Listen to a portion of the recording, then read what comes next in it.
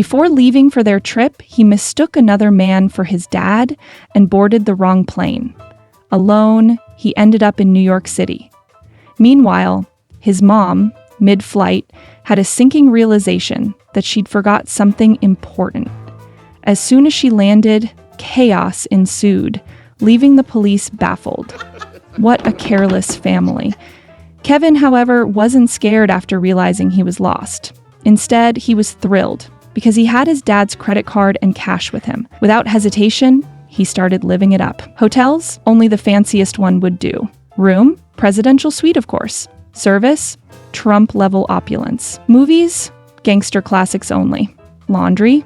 Hand-washed by professionals. His lavish lifestyle soon aroused the hotel manager's suspicions, but Kevin was no ordinary kid. Using clever tricks, he made himself appear like a grown man in the shower, scaring the manager away.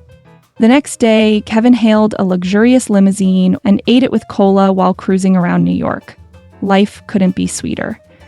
He visited a famous toy store, handpicked some Christmas gifts, and learned from the store owner that the store's Christmas profits would be donated to a children's hospital. Kevin was so moved that he donated $20 of his own. As Kevin left the store, he ran into familiar faces.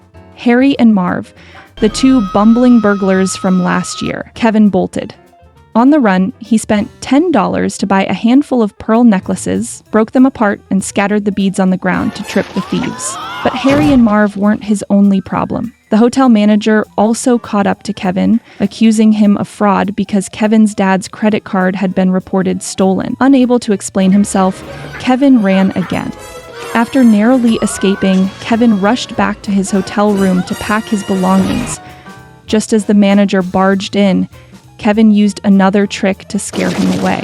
Finally free from the hotel staff, Kevin ran straight into the clutches of Harry and Marv, who revealed their plan to rob the toy store.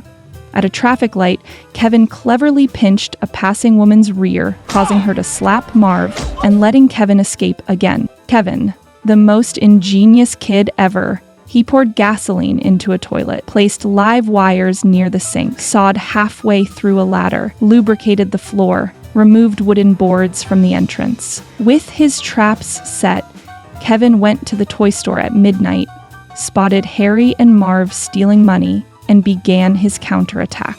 Kevin took photos of their crime, smashed a window with a brick to trigger the alarm, and enraged Marv so much that the money became secondary. Revenge was now the priority. Kevin lured the burglars to his uncle's house, which was rigged with traps. Having learned from last year, the duo hesitated to enter, but Kevin dropped a brick, hitting Marv's head. When Marv dared him to throw another, Kevin obliged. Harry realized they couldn't let Kevin keep this up, so they split up. Marv clumsily approached the front door, but was hit by a nail gun. Furious,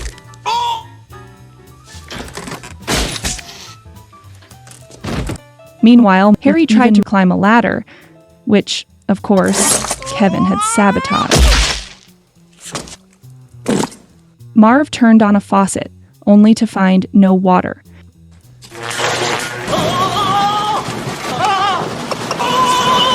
Harry, desperate, he dunked his head into a toilet, which Kevin had filled with gasoline. The explosion left him with a wild hairstyle. By now, Harry and Marv were battered beyond recognition. Still, they refused to give up. Marv pulled on a rope, triggering yet another trap, while Kevin climbed to safety. Harry and Marv avoided some traps thanks to their previous experiences, but fell victim to others.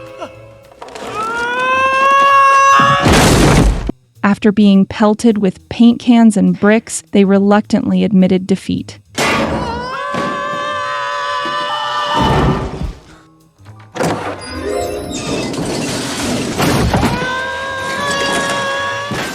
Kevin called the police, instructed them to look for fireworks in Central Park, and set another trap for the burglars.